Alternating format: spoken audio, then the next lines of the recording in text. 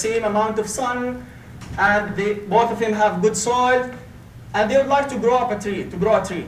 So one of them, like both of them work hard. They water the land and they take care, they clean up, they take care of everything. But the only difference is one of them put the seed in his land and the other one did not put the seed. So the result for sure, the one who put the seed, he will grow a tree, but the other one, he will end up with nothing. And that seed, in our case, when we are talking about Ramadan, that seed is the intention to gain taqwa. So if you fast with the intention to gain taqwa, to please Allah subhanahu wa ta'ala, then that's the seed you put in your heart. And throughout Ramadan, with fasting, with praying during the night, with making dua, with doing tahajjud, with doing taraweeh, you work hard to grow this tree, to make this seed become a tree. And then you can enjoy the fruit of it. That's the best analogy. And that's what we need to think of now.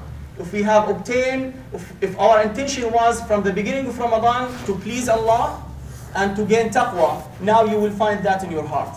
You will find yourself very aware of Allah subhanahu wa ta'ala. You will find yourself like very sensitive to what Allah subhanahu wa ta'ala makes permissible for you and what is prohibited.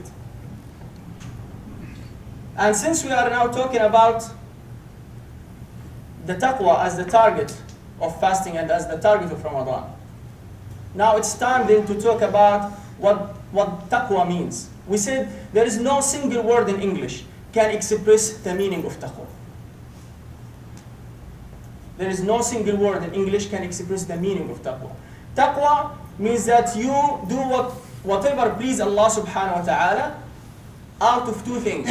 Out of your love to Allah subhanahu wa ta'ala, because He is the one who created you, He's the one who sustains you, He's the one who feeds you. So you love Allah subhanahu wa ta'ala and you do whatever to please Allah subhanahu wa ta'ala out of that, and also out of fear Allah. You fear Allah subhanahu wa ta'ala, you fear His punishment. So you do whatever to please Allah subhanahu wa ta'ala out of these two things, and at the same time, on the other hand, you keep yourself away from anything prohibited from Allah subhanahu wa ta'ala, from anything that Allah subhanahu wa ta'ala make forbidden. So that's what taqwa means. That's what taqwa means. And that's what you need to check out at the end of Ramadan with your heart. Do you have this feeling now? Do you have this feeling that you love Allah more and more and you would like to do whatever to please Allah subhanahu wa ta'ala, and you would like to keep yourself away as far as possible from whatever Allah subhanahu wa ta'ala make prohibited and forbidden? That's the question that you need to think of. So that's the meaning of taqwa. And now the question is how Ramadan would help you to obtain taqwa. That's the question. We said that Allah subhanahu wa ta'ala connects fasting with being muttaqi. So how Ramadan can prepare you or help you to obtain taqwa? Now if you think of Ramadan, think of it as intensive training program for 30 or 29 days. In these 30 or 29 days, especially this year when it comes in summer, it is very hot, and the day is very long. We fast around 16 hours. So for 30 days, you stop. You are able to stop and to control yourself from doing the halal things, which is to eat, to drink, and to have relationship with the spouse. You get this now. At the end of Ramadan, you have this ability to control yourself, to resist your desires, because in this hot weather, when you work for long hours, especially of the brothers who work like outside or who work a hard job, like many brothers here, they stand almost all the day working. So in this hot weather, for sure, your body, you have this dialogue that your body asks you, okay, I need water, I need food, but you now have the ability to resist these desires, and it is the halal desires. So at the end of Ramadan, if you have the ability to resist the halal desires, you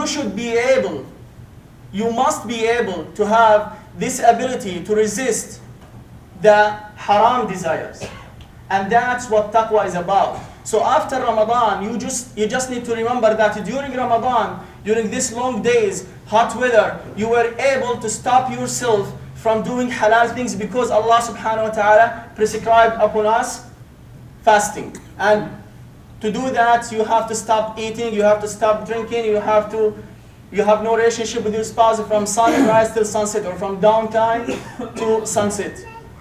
So this is a training program for 30 days. And out of these 30 days, at the end of these 30 days or 29 days, I think it is sufficient, it is enough to get taqwa. So after that, you can control yourself. If your body, if your desire talk to you to commit haram, to commit sin, then you have the ability to say, no, inni akhaf Allah, I fear Allah. So we ask Allah subhanahu wa ta'ala to accept our deeds in Ramadan.